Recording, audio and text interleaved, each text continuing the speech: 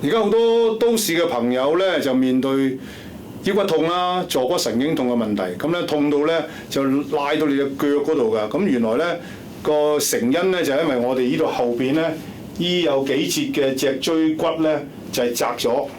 咁點解會窄咗咧？就係因為我哋經常咧係個坐姿啊，坐得唔好，成日坐嘅話咧，你就會窄咗。因為中間呢啲有個椎間盤咧，就會俾佢擠咗出嚟咧，擠咗出嚟就會影響到我哋窄住啲側邊嘅神經，咁就會令到下邊腳咧就會痛㗎啦。咁我今日咧係教大家個方法啦，就點樣將呢幾節嘅椎間體咧就將佢咧扯翻開佢。咁其實個方法咧係非常之簡單，係透過一個叫做逆腹式呼吸嘅方法。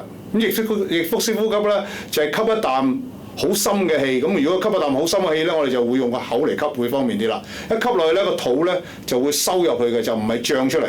脹出嚟咧就叫順腹式呼吸，收入去咧就叫做逆腹式呼吸。嗱，咁我示範俾大家睇咯喎。嗱，好簡單嘅啫，一啖好大嘅氣，好深嘅氣，一吸落去嘅話咧。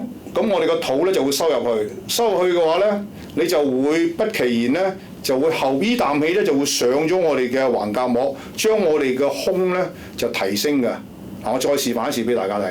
咁你唔可以，你可以隻手擺喺度嘅，你會感覺到個肚腩部嘅咧，亦都可以唔需要嘅。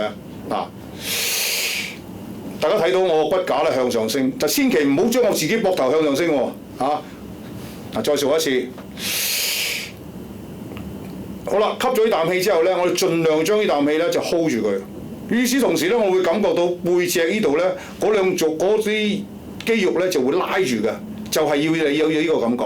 咁然之後咧，我哋 hold 住咗之後，頂唔順咧 ，hold 到自己頂唔順咧，係盡快放翻落嚟，呼翻佢出。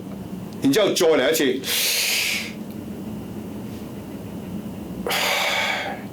個目的就係將呢入邊後邊嗰啲組織咧係扯高佢 hold 住，然之後放翻落嚟，扯高佢放翻落嚟啊！咁跟住咧可以再教大家一個再升一級嘅方法啦，就係將佢扯高嗰陣時咧，我哋因為條脊咧就一般嚟講咧後邊就要彎住嘅，彎住。而家啲朋友咧就係成日咧就點咧？就係成日耷頭啊，咁所以咧個脊椎咧就依度咧就變咗原本應該係彎噶嘛，就變咗凸咗出嚟啦。咁我哋咧就希望能夠透過頭先個呼吸嘅方法咧，係將呢個弧度咧係可以整翻出嚟。咁就用一個頭先嘅方法之外咧，再加上我身體嘅動作啦。咁我示範俾大家睇睇。嗱，咁我哋打側啦，一吸嗰陣時咧，吸氣咧，我哋個腰咧順帶咧係將佢向後。然之後呼氣嗰陣時咧向前，目的就係咁啦，就將佢扯開，然之後放翻落嚟。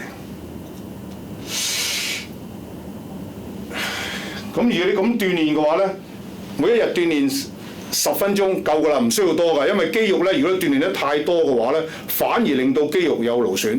咁所以咧，我哋每一日咧逐少的咁多幾分鐘，然之後將個肌肉咧係扯翻鬆佢。當你一扯鬆咗之後咧，你持之以恆咧，啲入邊嘅軟組織咧突出嚟嘅軟組織咧就會褪翻入去，就揩唔到神經啦。你嘅坐骨神經痛嘅問題咧就會大大改善㗎啦。